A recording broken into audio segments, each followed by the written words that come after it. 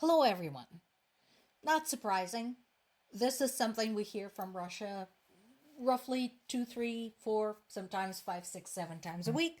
So here's the thing, though, and I want everybody to pay attention to this. So for some reason, I don't think Russian intelligence community, if they have any, military and government realize that their use of the new six charge missile Oreshnik against the city of Dnipro didn't have quite the same effect as they expected. Let me explain.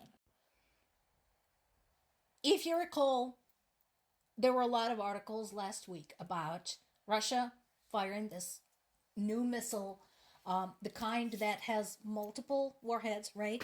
That splits off into six and striking a facility in Dnipro. In Russia, the media continues to this day, several days later, insisting that the facility they hit has been reduced to ashes. Since then, Ukrainians presented documentary evidence that puts into question as to whether those missiles even carried any explosives. Presented satellite images showing that the facility they hit is still there and not even really damaged. Yet they continue to insist, no, we're going to wipe everything off the face of the earth like we did with that particular factory. So, they have been saying that they're going to retaliate for I don't know how long. I've lost track, honestly. If you go on Telegram and hit automatic translator on the statements, for example, by Putin's main poodle, Medvedev, you will see that he is promising the end of the world like daily. So I wouldn't put much credence into this. Meanwhile, if it were me, I would put my intelligence services to work to see what else we can sabotage on the Russian side. Speaking of sabotage, guys, Ukraine is already having a very hard time fighting this war. So, when you send Ukraine supplies, can you please not send crap?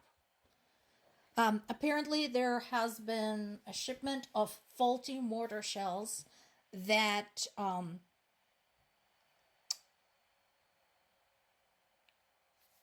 that basically did not explode or failed to hit their targets. So since then, the shells were withdrawn, but you can see how this is a problem because when you're on the ground and fighting for your life and for the survival of your country, kind of everything counts, every minute and every shell. So that is a bit embarrassing for the international community. And once again, whom are you going to believe? The information we have now about Ukraine's strike against Russia using long-range missiles, we have some coming from Kremlin, some coming from Kiev. I'm sorry, I'm not going to believe any damn thing that's coming out of Kremlin. Because again, I want them to present the same level of evidence as Ukrainian side is presenting. They keep claiming that they shot down those missiles, that there has been some minor damage, and so on and so forth, and that they're in control. I think that's a lie. I think there is more damage that they're admitting, and I think their defense ministry is shitting their pants. But they don't like to write about it because that contradicts Russia's popular narrative. And then there is this. So Russia is expelling a British diplomat who was accused of espionage, and Russia is now demanding to see the UK ambassador, all of that. And again, first of all, it's hardly a punishment, cause who wants to be there anyway? Especially if you are in a country where you could be accused of anything, anywhere, for any reason, or without any reason, and put into jail. Why? So I'm pretty sure this diplomat is not really upset about being kicked out. Second, and if he was a spy, considering all of the shit that Russia has been getting away with, a British diplomat taking a few pictures somehow doesn't quite compare. Meanwhile, speaking of shit Russia is getting away with, Russia has been pounding Ukraine once again overnight. This time, the city of Chernobyl, which is in the west, had lost power. There's some damage to the capital of Kiev. So, again, you know, Russia whining about somebody spying on them just doesn't land somehow. EU is suggesting sanctions against China technology firms for helping Russia. I'm not saying it's a bad idea, but anticipate that this is going to be treated more as a symbolic gesture, like you did something, because as we have learned from the past, such things are unlikely to have a lot of effect, either on China or on Russia.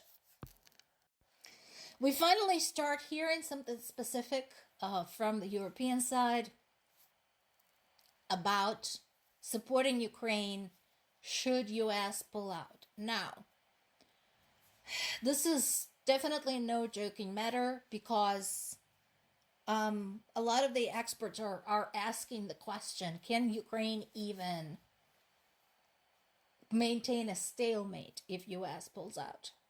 Well, Europe, it's closer to you. You understand the implications. You have better education than in the United States, so you know the geography of your region. All you need to see is the map. Do the math. The good news is that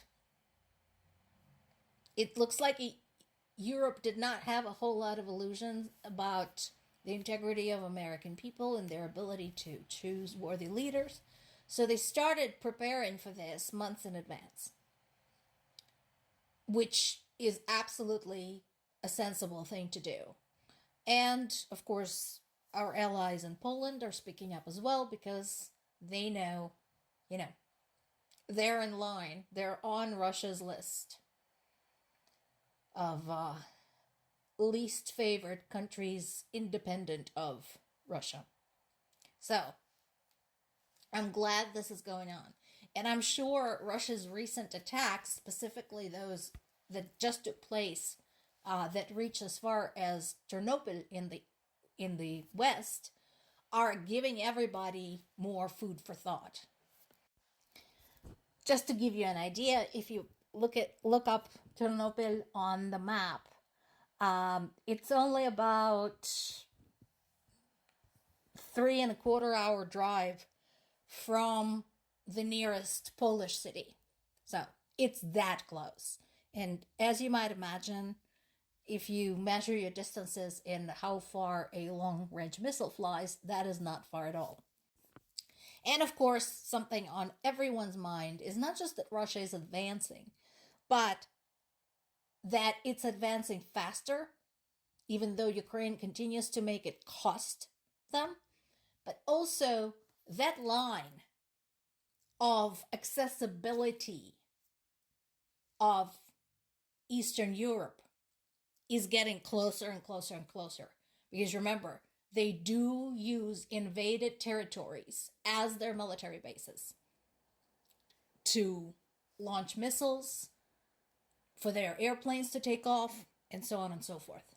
So Europe is doing some heavy thinking, as well they should.